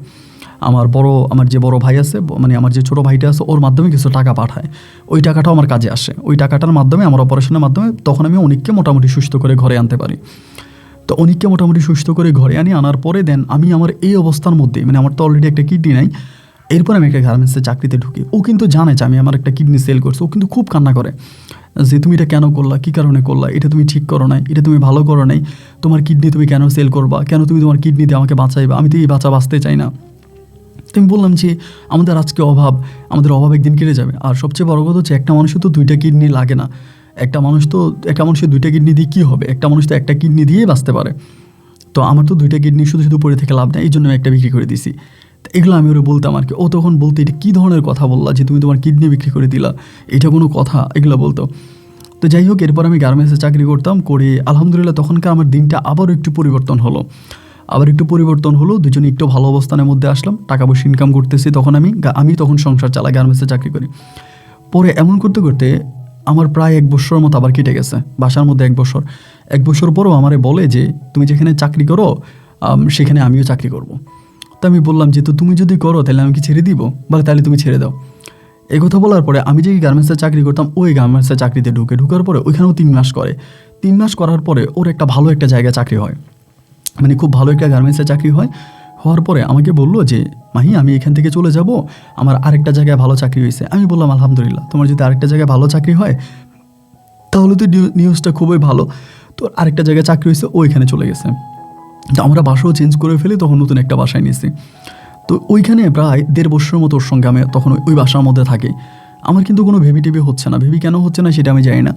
এবং 1.5 বছরের ভিতরে হলো কি ভাই, অনেকের ভিতরে প্রচুর লোভ ঢুকে গেছে, মানে অনেক লোভ, মানে ও প্রচুর লোভে, আমি গাড়ি কিনবো, আমি বাড়ি কিনবো, আমি এটা করবো, আমি সেটা করবো, মানে প্রচণ্ড রকমের লোভ কাজ করতেছে। আমাকে বলতেছে আমি যে গার্মেন্টসে চাকরি করি, এই গার্মেন্টসে যদি আমার আরেকটা প্রমোশন হয় তাহলে আমি চিটংয়ে বাড়ি কিনতে পারবো, এবং বাড়িটা কেনার পরে বাড়িটা ভাড়া দিব, এরপরে গাড়ি কিনবো, মানে ও শুধু মানে বিলাসিতার স্বপ্ন দেখতেছে।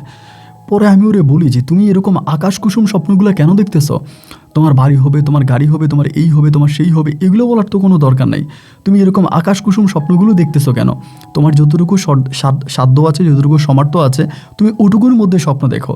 বাট তুমি দেখতেছি যে মানে আকাশ কুসুম স্বপ্ন দেখতেছো, স্বপ্নের মধ্যে বিভোর থাকতেছো না, এত স্বপ্ন দেখা তো ভালো না। আমার সাথে রাগারাগি করে, এই তুমি কি বুঝো, তুমি ঘোড়ার ডিম জানো, তোমাকে দিয়ে কিচ্ছু হবে না, তুমি একটা বোকা মেয়ে, তুমি এই সেই, মানে আমাকে 1000টা বকাঝকা দিয়ে ও একদম ফ্রেশ, মানে আমার গালাগালি পর্যন্ত করে, তোমার কি বুঝাবো, তুমি কি বুঝো, এরকম করে কথা বলে। তো ঠিক আছে, ও আমারে বলতেছে আমি কিচ্ছু বুঝি না, তো ঠিক আছে আমি কিছুই বুঝি না, আসলে আমি কিছু বুঝি না, আমার কাছে যেটা মনে হলো আর কি, যে মনে হয় আসলে আমি কিছু বুঝি না, এবং সবই সম্ভবত ওই বুঝে, আমি বুঝি না। তো ঠিক আছে, ওর মতো করে ও চলুক, আমি আমার মতো করে তখন চলতেছি, ফিরতেছি, ঘুরতেছি, খাইতেছি এবং সময়গুলো কাটতেছে। এরকম করতে করতে হলো কি ভাই, একটা পর্যায়ে মানে আমার বলতেও কষ্ট হইতেছে, কলিজা ফেটে যাচ্ছে আপনাদেরকে বলতে, তারপরেও মানে বলতেছি কথাগুলা, যে ও একদিন আমারে বলতেছে যে রাতের বেলায় মানে অনেক সেদিন বাজার সাজার আনছে এবং আমার জন্য একটা স্বর্ণের চেন নিয়ে আসছে। তো ওই দিনই প্রথম আমাকে স্বর্ণের কোনো কিছু দিচ্ছে আর কি, স্বর্ণের চেনটা পরাই দিছে, পরাই দিয়ে আমাকে বলতেছে যে মাহি তোমার একটা কথা বলবো, এবং আমি জানি না তুমি আমার কথাটা কীভাবে নিবা, তো আশা করি আমার কথাটা তুমি ভালোভাবেই নিবা, খারাপভাবে নিবা না। তো আমি বললাম ঠিক আছে বলো। ও বলে তুমি কোনোদিন সিনেমার নায়িকা দেখো? আমি বললাম দেখি না, আমি তো নায়িকাদেরকে পছন্দ করি। বলে পছন্দ করো? আমি বললাম হ্যাঁ। ও বলে হ্যাঁ। তাই আমি বললাম যে কেন তুমি আমাকে নায়িকার কথা বলতেছো কেন, তুমি কি আমাকে নায়িকা বানাই দিবা? ও বলে তুমি নায়িকা হবা? আমি বললাম হ্যাঁ, তুমি যদি আমাকে নায়িকা বানাও তাহলে আমি হবো না? আমাকে বলে আমি তোমাকে নায়িকা বানাই দিব, খুশি? আমি বললাম হ্যাঁ খুশি, নায়িকা হবো, তাহলে তো এটা খুশির বিষয়, অবশ্যই খুশি। আমাকে বলে কিন্তু নায়িকা হতে হলে তো একটা কাজ করতে হয়, সেটা কি জানো? আমি বললাম কী কাজ করতে হয়? ও বলে একটু ডিরেক্টরদেরকে সময় দিতে হয়, পরিচালকদেরকে, প্রডিউসারদেরকে একটু সময় দিতে হয়, সেটা তো জানো? আমি বললাম প্রডিউসারদেরকে সময় দিতে হয়, ডিরেক্টরদেরকে সময় দিতে হয়। আবার এখানে আরেকটা বিষয় বলে রাখি, আমি কিছুদিন আগে কিন্তু ওদের গার্মেন্টসে, মানে ওই যে গার্মেন্টসে এখন কাজ করতো, ওই গার্মেন্টসে একটা বর্ষর প্রতি একটা অনুষ্ঠান ছিল, সেই অনুষ্ঠানে কিন্তু আমি আবার গেছিলাম। তা আমি কিন্তু আবার ছোটোবেলায় নাচতে পারতাম মোটামুটি, এটা কিন্তু মানে এরকম না যে আমি কারো কাছে শিখছি তা কিন্তু না। আমি ওখানে গিয়ে কিন্তু আবার একটা নৃত্য দিই, আমি কিন্তু ওখানে ফার্স্ট হই, আমি একটা প্রথম পুরস্কারও পাই। এটা আপনার গল্পের মাঝে বলতে ভুলে গেছিলাম। এরপরে হয়েছে কি, আমারই বলতেছে যে মানে নায়িকা হতে হলেও তো ডিরেক্টরদেরকে সময় দিতে হয়। আমি বললাম না না না, আমি এমন নায়িকা হতে চাই না যে নায়িকা হলে আমার ডিরেক্টরদেরকে সময় দিতে হবে, প্রডিউসারদেরকে সময় দিতে হবে, এইরকম নায়িকা আমি হতে চাই না। ও আমাকে বলে তাহলেই তোমার নায়িকা হওয়া হবে না। আমি বললাম ভাই আমার নায়িকাটাকে হওয়ার দরকার নেই, আমি তোমার নায়িকা তো, তাইতেই আমার চলবে, এটা বলে শুয়ে আছি। কিন্তু ও দেখলাম কি জানেন, খুব টেনশন করতেছে, মানে কী একটা বিষয় নিয়ে জানি টেনশন, মানে প্রচণ্ড রকমের টেনশনে পড়ে গেছে। পরে আমি চিন্তা করলাম যে কী নিয়ে এত টেনশন করে, মানে এত টেনশনের কারণটাকে আমি তো বুঝতেছি না। পরে আমি বললাম যে কী ব্যাপার, তুমি একটু পরে এরকম করতেছো, মানে কী চিন্তা করতেছো, আমারে বলো, আমি একটু শুনি, তোমার এতটা টেনশন কী নিয়ে হচ্ছে, আমাকে একটু বুঝিয়ে বলো। পরে বলতেছে মাহি, রাত তখন প্রায় গভীর রাত ভাই, আমি কি বলবো, আমার এইভাবে বলতেছে মাহি তুমি যদি একটু স্যাক্রিফাইস করো, আমার একটা বড় ধরনের প্রমোশন হবে, আর আমার ওই বড় ধরনের প্রমোশনটা হলে পরে আমি অনেক ভালো একটা অবস্থানে যেতে পারবো। আমি বললাম তো ঠিক আছে, কী প্রমোশন হবে, আমি কি স্যাক্রিফাইস করবো তুমি বলো। পরে বলতেছে যে আমাদের কি 2জন বিদেশি ভাইয়ার আসবে, আমাদের গার্মেন্টসে 2জন বিদেশি ভাইয়ার আসবে, তোমার একটু ভাইয়ারদেরকে একটু সময় দিতে হবে। তা আমি তখন বললাম দেখো আমি তো গার্মেন্টসে চাকরিই করি না, আমি তো ওখানকার ওই প্রতিষ্ঠানের কেউই না, তাই ওই প্রতিষ্ঠানের কেউ যদি আমি না হই তাহলে আমি এখানে সময় কীভাবে দিব, ওরা কি আমাকে নিবে? তখনও কিন্তু আমার মাথায় খারাপ কিছু আসে নাই, তখনও বুঝি নাই। পরে বলতেছে হ্যাঁ নেবে না কেন, অবশ্যই নেবে। তো আমি বললাম যে কীভাবে নেবে, মানে ওরা আমাকে কীভাবে নেবে, আমি তো ওরকম না। পরে আমাকে বলতেছে মাহি তুমি মনে হয় বুঝতেছো না, আসলে ওখানকার যে জিএম আছে, জিএম সাহেব আমাকে দায়িত্বটা দিয়েছে, আর সবচেয়ে বড় কথা হচ্ছে জিএম সাহেব তোমাকে নৃত্য করার সময় দেখছে, দেখার পরে তিনি বলল যে তোমার ওয়াইফটাকে আপাতত বলো একটা রাত এসে ওনাদেরকে সেবা যত্ন করার জন্য। যখনই ভাই রাতের কথাটা বলছে আমি তখনই বুঝে গেছি যে ও আসলে কী বোঝাতে চাচ্ছে। তখন আমার তখন আর বাকরুদ্ধ হয়ে গেছে, কথা বলতে পারি না, চোখ দিয়ে তখন পানি বেরিয়েছে, পানি বেরিয়ে আমার বালিশটা মনে হয় ভিজে যাইতেছে, মানে বালিশটা ভিজে যাইতেছে, এটা কী বলতেছে আমাকে। পরে আমি বললাম যে আচ্ছা ঘুমাও, পরে কথা বলবো। পরে বলে না ঘুমাবো না, আমার তো কালকে একটা রিপোর্ট দিতে হবে, আমাকে তো একটা দায়িত্ব দিছে, সো কালকে আমাকে এটা বলতে হবে। পরে আমি বললাম যে অনেক তুমি কি জানো যে আমার একটা কিডনি নাই? ও বলে হ্যাঁ জানি তো তোমার একটা কিডনি নাই, সেটা তো আমি জানি। তাই আমি বললাম আমার একটা কিডনি কেন নাই সেটা কি জানো? ও বলে জানবো না কেন, তুমি আমাকে বাঁচানোর জন্য তোমার একটা কিডনি সেল করছো। তা আমি বললাম যে তোমাকে বাঁচানোর জন্য আমি আমার একটা কিডনি সেল করছি, এটা তুমি জানো? আজকে যদি আমার একটা কিডনি না দিতাম তুমি কিন্তু বাঁচতা না, তোমার পরিবার কিন্তু তোমার একটা টাকাও দেয় নাই, তারা কিন্তু ডিরেক্টলি বলছো মরে গেলে লাশটা যাতে আমরা পাঠিয়ে দিই, ওখানে তোমাকে মাটি দিয়ে দিবে, তোমার জন্য কবরও তারা নির্ধারণ করে ফেলছে। আমি তোমার জন্য এত কিছু করলাম, আর আজকে তুমি আমাকে বলতেছো যে তুমি আমাকে অন্য কোনো ছেলের কাছে বা অন্য কোনো ভাইয়ের কাছে পাঠাবার টাকার জন্য, প্রমোশনের জন্য। আমাকে বলতেছে মাহি তুমি বিষয়টা সিরিয়াসলি নিচ্ছ কেন? আমি তোমাকে আগেই তো বললাম যে এটা একটা সিনেমার মতো, ধরো তুমি একটা সিনেমার নায়িকা হবা, একটা সিনেমাতে তুমি শুটিং করবা, এবং সেই সিনেমার নায়িকা হওয়ার জন্য সেখানে একজন পরিচালককে, একজন প্রডিউসারকে তোমাকে একটু সময় দিতে হবে, দ্যাটস ইট। এটা তো আর তোমার শরীরে লেগে থাকবে না। তুমি রাতে থাকবা, সকালবেলা গোসল টোসল করে একদম ফ্রেশ হয়ে তুমি চলে আসবা। একটা রাতেরই তো মানে একটা রাতেরই তো বিষয়, তাই না?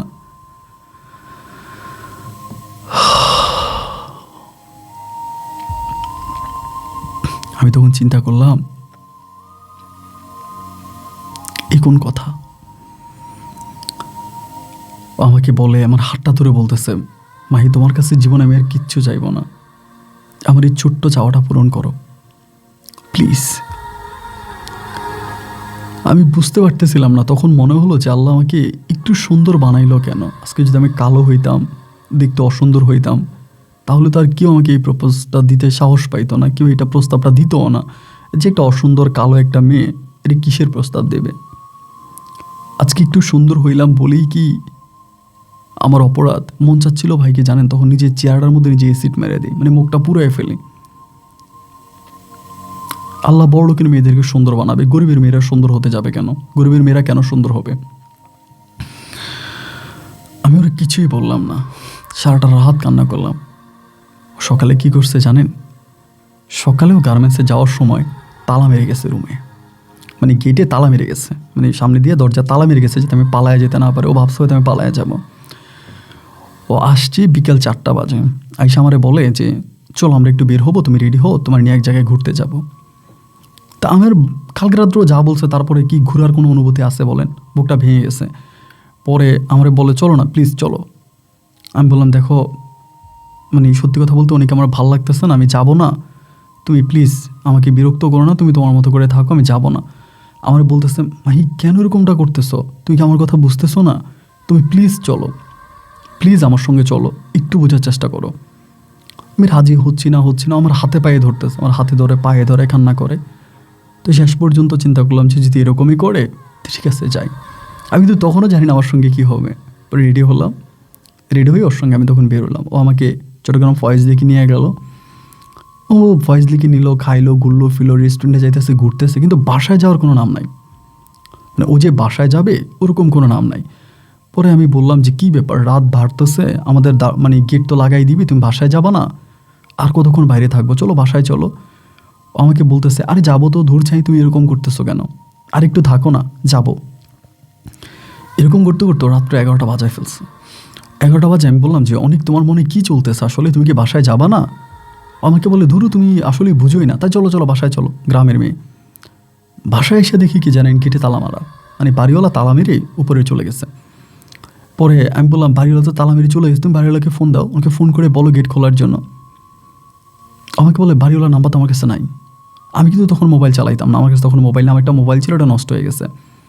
পরে আমি বললাম এটা তুমি কি বলো, বাড়িওয়ালার নাম্বার তোমার কাছে নাই মানে? তাই ডাক দাও। ও বলে ধুরো এত রাতে ডাক দিব, আশেপাশে থেকে মানুষ উঠে যাবে, তো চলো আমার একটা বন্ধুর বাসা আপাতত থাকবো আজকে। তা আমি বললাম তো ঠিকই আছে, নিজের বাসা যা, থাকা বন্ধুর বাসায় তা। এই কথা বলে ও রিক্সাতে উঠছে। ওইটা আপনার জিসিমোর আসছে, জিসিমোর আইসা বলতেছে যে মাহি আমার ওই বন্ধুর বাসায় আমি এখন যাব তোমাকে নিয়ে, আমার ভাল লাগতেছে না, আর আমার বন্ধুর বাসাও তো এত রাতে অফ হয়ে গেছে, তালা মেরে দিয়েছে, চল আমরা এই হোটেলে থাকি। মানে হোটেল দেখাইতেছে আমাকে। আমি বললাম যে তুমি এই হোটেলের ভাড়া সম্বন্ধে জানো? ওখানে থাকতে হলে 12 থেকে 14,000 টাকা লাগবে। এত টাকা দিয়ে আমরা এখানে কেন থাকবো? তুমি কি পাগল নাকি? ওই টাকা দিয়ে আমরা পুরো 6 মাস চলতে পারবো। আরে না, পাগলামি করো না। ও আমাকে বলতেছে আরে বোকা, আমার কাছে একটা কার্ড আছে, ওই কার্ডটা ইউজ করলে আমি ফ্রিতে থাকতে পারবো। ভাই তখন আমার মাথায় কিচ্ছু আসে না, কী বলো তুমি ফ্রিতে থাকতে পারবা? ও বলে তুমি আসো তো, খুব দামি একটা হোটেল, আমি হোটেলের নামটা নাই বলি, জিএসটি মোড়ের খুব নাম করে একটা হোটেল। হোটেলে যাওয়ার পর ওকে যিনি একটা কার্ড দিল, কার্ড দেওয়ার পরে ওকে চাবি দিয়ে দিছে। চাবি দেওয়ার পরে আমাকে নিয়ে বলে চলো রুমে চলো। আমি তখন রুমে গেছি। রুমে যাওয়ার পরে দেখলাম বিশাল একটা রুম। ওইখানে গিয়েই ও আমার মানে পাটা জড়িয়ে ধরে কান্না শুরু করে দিছে। পাটা জড়িয়ে ধরে কান্না শুরু করে দিছে, বলতেছে মাহি আমি আসলে তোমাকে এই কারণে আনছি যে এখানে তোমার এটা করা লাগবে। আমি বললাম তো এটা এত ঘুরিয়ে পেঁচিয়ে বলতে গেলা কেন? সহজ ভাষায় বলতা, এত ঘুরানোর কি আছে? এটা তুমি এরকম করে কেন বলতেছ? ও বলে দেখো আমি না মানে ওনাদেরকে কথা দিয়ে ফেলছি, আমার বসকে কথা দিয়ে ফেলছি, তুমি যদি এই কাজটা না করো তাহলে আমার চাকরি থাকবে না। তখন আমার মন ছিল ওর একটাবার জিজ্ঞেস করি, তোমার কি চাকরিটা বড় না আমি বড়? আবার ভাবলাম যে আর এই কথা জিজ্ঞেস করে লাভ কি, ও তো তার প্রমাণ দিয়েই দিল, আবার জিজ্ঞেস করবো কি? কিছু বললাম না, কান্না করতেছি, চোখের পানি পড়তেছে, চোখে কাজল পড়ছিলাম তো, মানে কাজল দেওয়া চোখের পানিগুলো তখন টপ টপ টপ টপ করে ফ্লোরে পড়তেছে। আমি ওরে বললাম যে আমার ভাল লাগতেছে না, তোমার কে আসবে তাদেরকে আসতে দাও, তুমি বেরিয়ে যাও। ও আমাকে বলল আমি থাকলে কি সমস্যা আছে? আমি বললাম তুমি থাকবা? ও বলে আমি থাকি। মন চাচ্ছিল কি জানেন, তখন তার গালে খুব কষে একটা থাপ্পড় মাইরা এখান থেকে লাফ দিয়ে পড়ে মরে যায়। পরে চিন্তা করলাম যে না, মরবো না, ওরে থাপ্পড় হতে পারে। আমি বললাম না, তুমি থাইকো না, তুমি থাইকো না, তুমি বেরিয়ে যাও। ও বেরিয়ে যাওয়ার প্রায় 10 মিনিট পরে সাদা চামড়ার 2টা লোক ঢুকলো। মানে বুঝতেই পারলাম যে সাদা চামড়ার এই 2টা লোক আমার জন্য ওয়েট করতেছিল, কারণ তা হলে প্রায় 10 মিনিটের মধ্যে কিভাবে তারা চলে আসবে।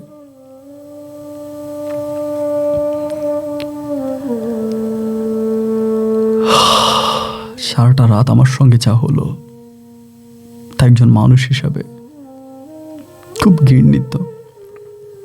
সকালবেলা ওনারা চলে গেল 10টার দিকে। আমার হাজব্যান্ড তখন আমাকে নিতে আসলো, মাহি চলো বাসায় চলো। ওর সঙ্গে রিক্সাতে বসে আছি, শাড়ি পরা অবস্থায় ছিলাম, মাথার চুলগুলো নড়তেছিল বাতাসে।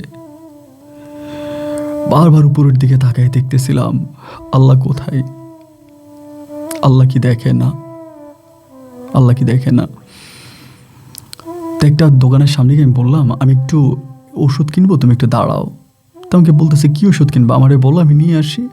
আমি বললাম না, তোমার যাওয়া লাগবে না, আমি যাই, আমি নিয়ে আসি। আমি তখন নামলাম, নামার পরে ওষুধ আনতে গেছি। আমি সেখান থেকে বিষ কিনেছিলাম। বিষ কিনে বাসায় আসছি, আইসা গোসল করলাম, ফ্রেশ হলাম, 2 রাকাত নফল নামাজ পড়লাম। পইরা ও খুব লজ্জিত, নিচের দিকে তাকে আছে, কিছু বলে না। পরে আমি বলি অনেক, তোমার প্রমোশনটা হবে তো? ও বলে হ্যাঁ হ্যাঁ হ্যাঁ, প্রমোশন হয়ে যাবে, ওটা নিশ্চিত থাকো যে আমার প্রমোশন হয়ে যাবে, আমার প্রমোশন আর কেউ ঠেকাতে পারবে না, আমার প্রমোশন হয়ে যাবে। তা আমি বললাম যে আলহামদুলিল্লাহ। তারপরে ও আমারে বলে যে আমি একটু বাইরে যাচ্ছি, তুমি একটু থাকো। ও আসলে কি মনে করছে আমি জানি না, ও কি মনে করে বাইরের দিকে গেল। ও বাইরে গেছে, আমি দরজাটা লাগাইছি, দরজাটা লাগাই আমি আপনার খাইয়ে ফেলছি, মুখে দিছি, খাইয়ে ফেলছি। এবং খাওয়ার পরে আর কোনো কিছু মনে নাই। যখন জ্ঞান ফিরেছে তখন আমি দেখি আমি একটা মেডিকেলে, মানে চট্টগ্রাম মেডিকেলে। তো জানতে পারি যে আমি আপনার পুরো প্রায় আপনার 24 ঘন্টার মতো আমি সেন্সলেস ছিলাম।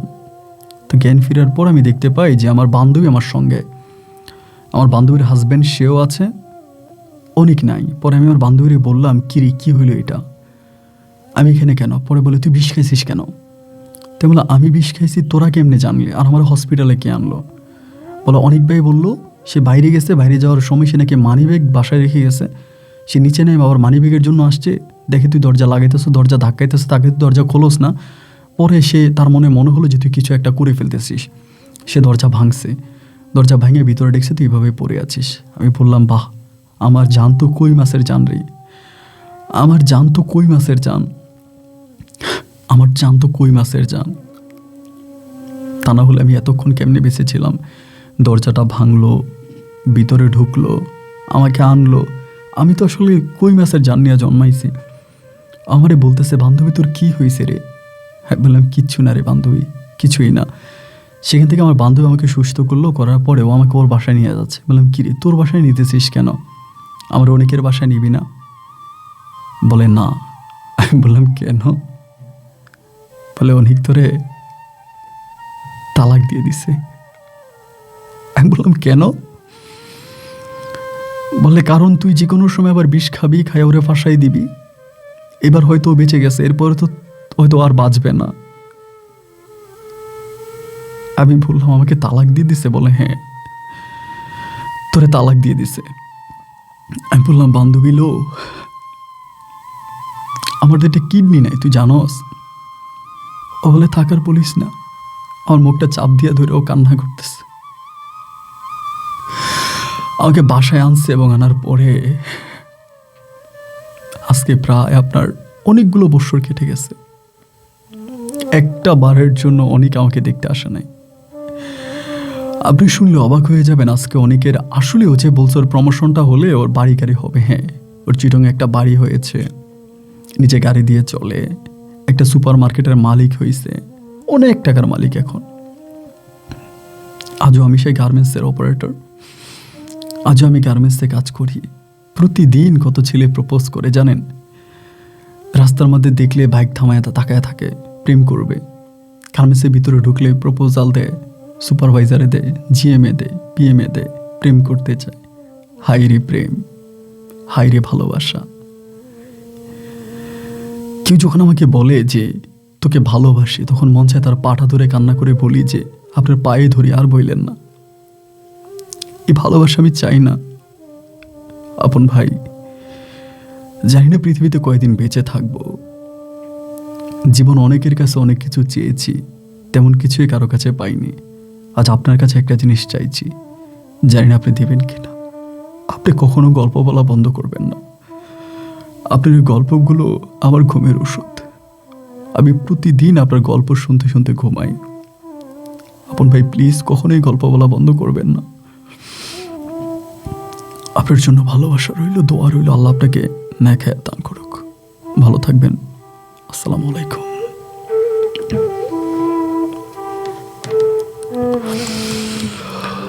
বন্ধুরা, সবাইকে অনেক বেশি ধন্যবাদ এই পর্যন্ত আমার সঙ্গে থেকে রাজশাহীর মেয়ে মাহি আক্তারের জীবনের গল্পটা শোনার জন্য। জীবন হয়তো এমনই হয়, জীবন হয়তো এমনই হয়, জীবনের বাস্তবতা হয়তো এটাই।